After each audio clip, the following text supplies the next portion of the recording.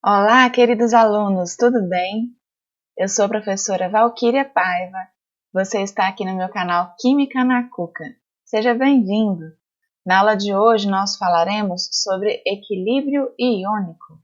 Vamos aprender o que é Ki, Ka, Kb. Eu te convido então a aprender química comigo.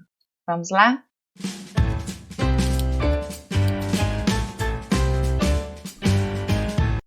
Lembrando que esta aula é uma sequência das aulas anteriores, onde nós já falamos de equilíbrio químico, onde nós falamos também sobre ácidos, bases, né? Uma playlist de química inorgânica e a playlist de equilíbrio. Então, essa é uma aula que é continuidade desses assuntos. Se você ainda não viu, eu te sugiro que você acesse o card que deve estar passando aqui em cima do vídeo em algum lugar. Vamos para a aula? O que é então o equilíbrio iônico?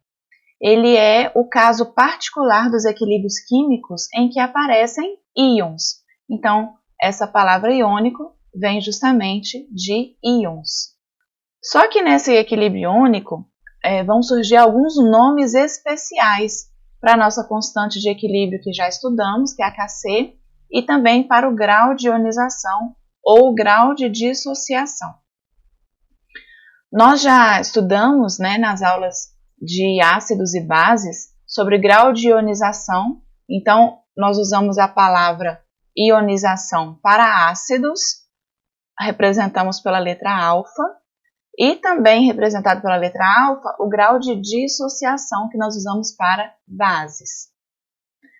Aqui, nessa aula de equilíbrio iônico, nesse tema, nós, ao invés de utilizarmos Kc, que era a constante de equilíbrio em termos de concentração, nós vamos utilizar Ki, que é a constante de equilíbrio em termos de ionização ou de dissociação.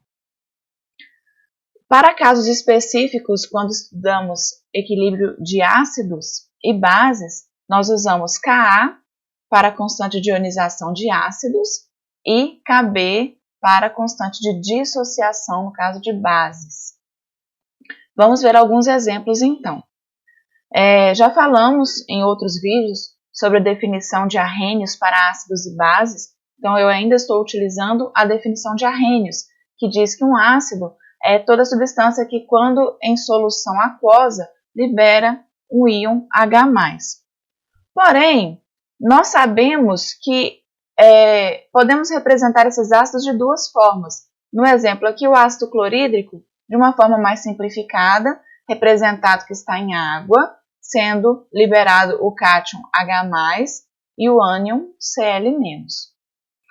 Porém, nós sabemos que quando este H+ está em água, ele não fica somente assim, não fica H+, ele vai se unir a uma outra molécula de água e vai formar, na verdade, o cátion H3 ou mais, que nós chamamos de hidrônio ou hidroxônio. Então, a maneira mais atual de se representar é essa aqui da esquerda, da minha esquerda, né?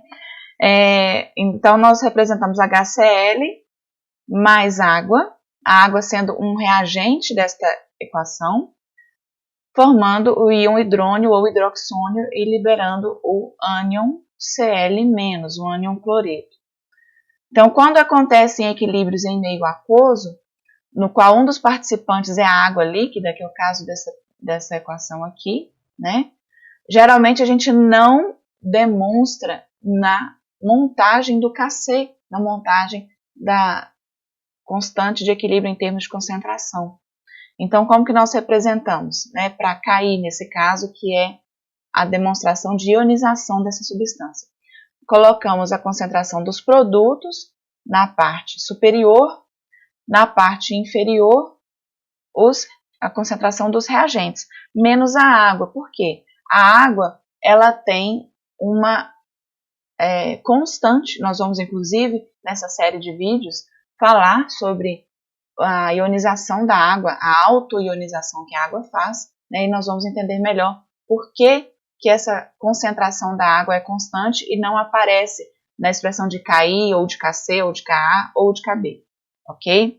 Vamos ver então como que nós representamos estas equações aqui de acordo com o KI. No caso, como é uma ionização de um ácido, nós representamos por Ka.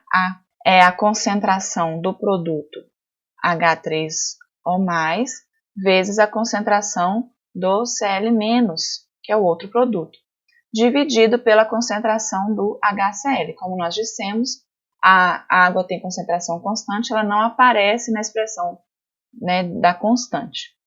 Se formos representar esta outra equação mais simplificada, nós representaremos com a concentração do H+ na parte superior, vezes a concentração do Cl-, dividido pela concentração do HCl. Veja que ambas equações escritas neste slide e ambas expressões de Ka são equivalentes, porém uma está numa escrita mais simplificada e outra numa escrita mais atualizada, que você pode encontrar as duas em exercícios ou em provas. Vamos lá. No caso de uma base, aqui nós temos a dissociação do hidróxido de amônio, onde ele forma o íon amônio, que é o cátion, carga positiva, e o íon OH-, que é o ânion, carga negativa. Representando, então, a expressão de Kb. Por que Kb? Porque é uma base, né? Concentração do NH4+, do íon amônio, ou cátion amônio, vezes a concentração do outro produto, que é o íon OH-, ou ânion OH-, dividido pela concentração do único reagente desta equação, que é o hidróxido de amônio. Então, assim, nós montamos a expressão de Kb para esta reação. Quando nós temos vários valores de K, né, Ki nesse caso, assim como nós já falamos anteriormente, essa constante, ela aumenta com a temperatura. Então, é importante nós observarmos que quando o valor numérico da constante K é alto, no caso Ka para um ácido que eu estou analisando aqui, mostra que o valor que está no numerador, na parte de cima da fração, né, lembra que nós temos produtos na parte de cima, concentração dos produtos, dividido pela concentração dos reagentes na parte de baixo. Então, o numerador é esse aqui de cima e o denominador é o aqui de baixo, né, da fração. Então, quando o numerador da fração é muito maior do que o denominador, nós concluímos que a dissociação do ácido ela é alta. Nesse caso, nós consideramos que é um ácido forte, é um eletrólito forte, porque tem o alfa é o grau de ionização, nós vamos falar mais dele daqui a pouquinho, mas é o grau de ionização próximo de 100%. Vamos ver o exemplo aqui, o HCl, 1 vezes 10 a 7, é um valor muito alto, então é um ácido forte. A ionização do HNO2, também nós vemos aqui que é um valor baixo, veja que é 4,7 vezes 10 a menos 4. Observe que nesse tema, nessa disciplina, nesse tópico da química, nós utilizaremos muito potências e notações científicas, todos na base 10, né? Então, aqui nós temos a menos 4. Então, esse número é pequeno, então esse ácido é fraco. Veja a ionização do HCN. Ele tem 4,9 vezes 10 a menos 10. É um valor muito baixo, então é um ácido muito fraco. Quando esse valor, né, da mesma forma, esse valor de K é baixo, mostra que o numerador da fração é muito menor que o denominador. Então, a gente conclui que a dissociação dessa substância é baixa, ou a ionização nesse caso, né, do ácido. Dizemos, então, que é um eletrólito fraco, porque o alfa é próximo a 0%. Como que nós, então, interpretamos a constante de ionização para eletrólitos fracos? Essa constante de equilíbrio ela é usada em geral para eletrólitos fracos e em soluções bem diluídas, porque somente nesses casos que o valor numérico de K, que é a constante, vai permanecer realmente constante. Então, consequentemente, os valores de Ka e de Kb são baixos. São números elevados vezes 10 a menos 1, vezes 10 a menos 4, vezes 10 a menos 10, como nós já vimos no slide anterior. Então, nós passamos a expressar esses valores de ionização para eletrólitos fracos na forma de logaritmos, seguindo a definição de pKa, vai ser igual ao logaritmo negativo da constante. O valor da constante para um eletrólito fraco vai ser igual ao logaritmo negativo de Kb. Vamos falar mais sobre isso também no cálculo de pH, algumas aulas adiante. Eu sugiro que você acompanhe toda essa série de aulas. Falando então deste exemplo, como que nós faríamos o cálculo, né, desses ácidos que nós vimos lá no slide anterior? Já que os ácidos são fracos neste exemplo, né?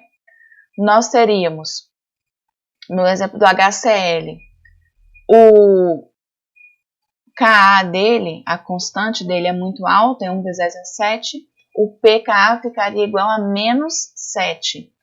Então, nós temos que fazer uma pequena revisão de matemática aqui, né? O que é o logaritmo, o que é esse valor que nós utilizamos. Então, o logaritmo ele é utilizado, um artifício matemático, que nos dá a oportunidade de falarmos de números muito pequenos e trabalharmos com esses números muito pequenos. Então, uma revisão bem rapidinha aqui. Por exemplo, qual que é o logaritmo de 8 na base 2? Então, nós teríamos que o 8 é a mesma coisa que 2 ao cubo.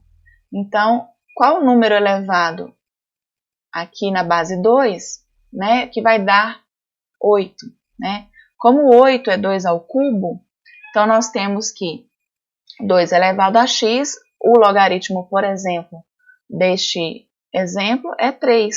Se fôssemos trabalhar na base 10, que é o caso aqui, né? Todos temos aqui números na base de 10. Vamos utilizar outro exemplo aqui.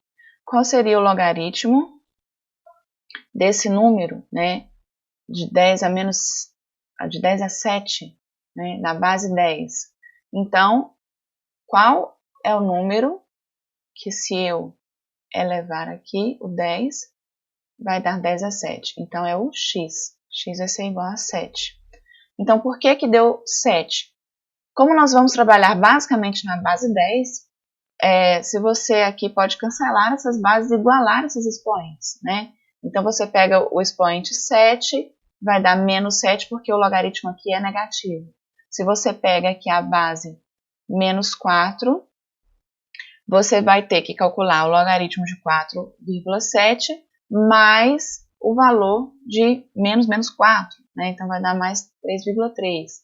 E assim por diante. Aqui você tem menos 10 e 4,9 dá mais 9,3.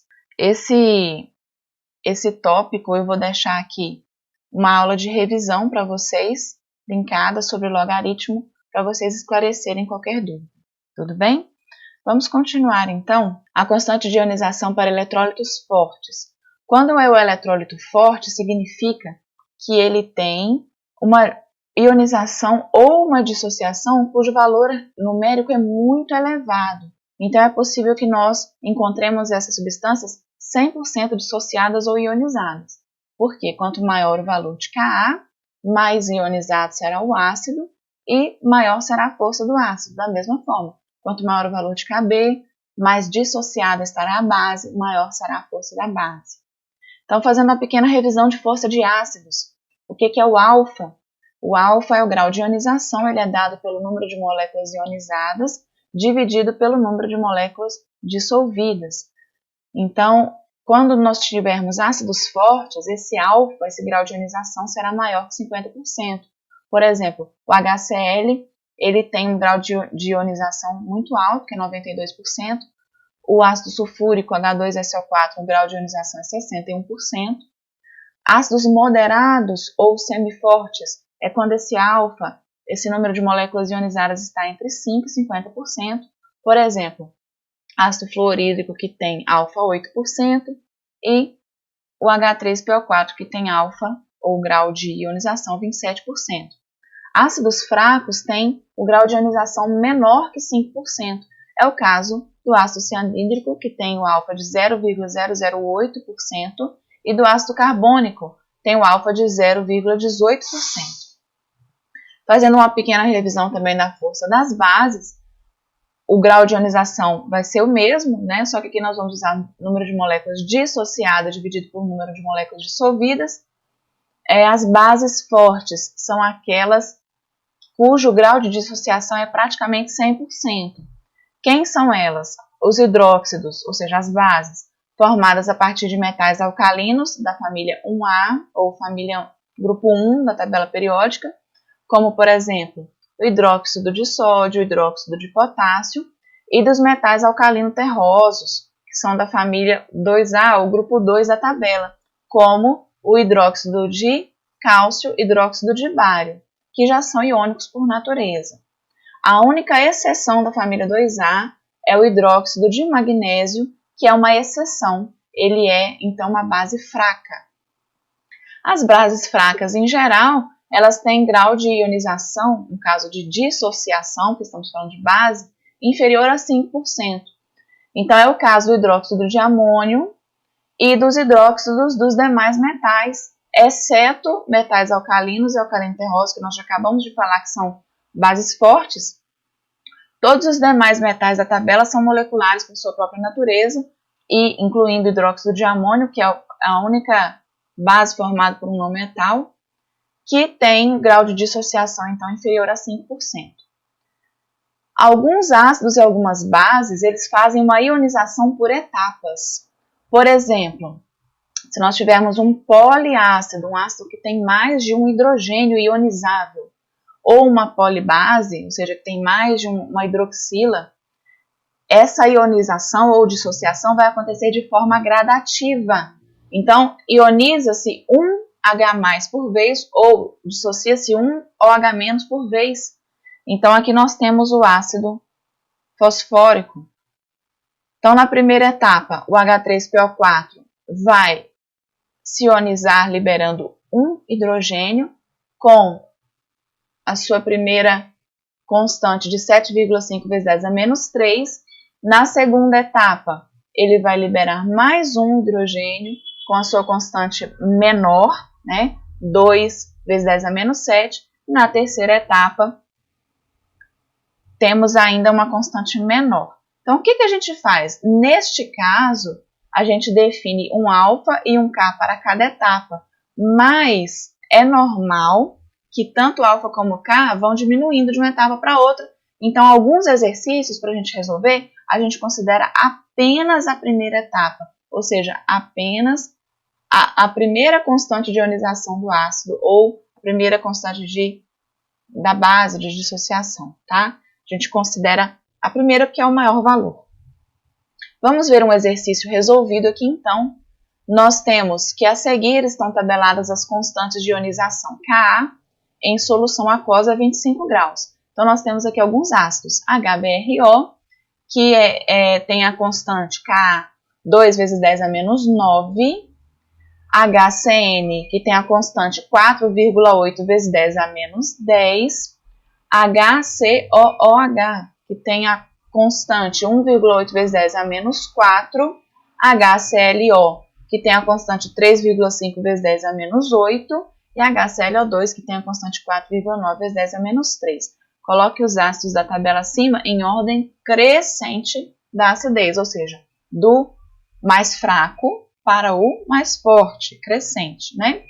Então, o que tem menor constante, como nós estamos trabalhando com números, né, notação científica, todos com expoentes negativos, são números menores do que zero. Então, nós temos que observar que o maior expoente em número, em módulo, vamos dizer assim, né, que seria menos 10, você vê, 10 é um número grande, mas a gente está falando de número negativo. Então, aqui, o HCN é o mais fraco, porque ele tem o menor K. Depois, nós temos que, em seguida, né, o que tem o número menos 9 aqui, 2 vezes 10 a menos 9, vem aqui o HBRO,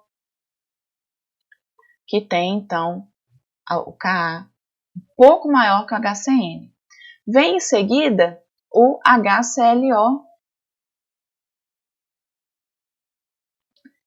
Depois dele, nós temos o HCOOH. E, por último, que é o mais forte desses ácidos listados na tabela, o HClO2. Então, esta é a ordem crescente de acidez dos ácidos listados na tabela. Essa foi a nossa aula de hoje. Muito obrigada por assistir. Espero que você tenha gostado. Se você gostou, deixe seu like, já se inscreva no meu canal. Se tem alguma dúvida, pode deixar nos comentários ou entrar em contato comigo através das redes sociais. Um grande abraço, fique com Deus e tchau!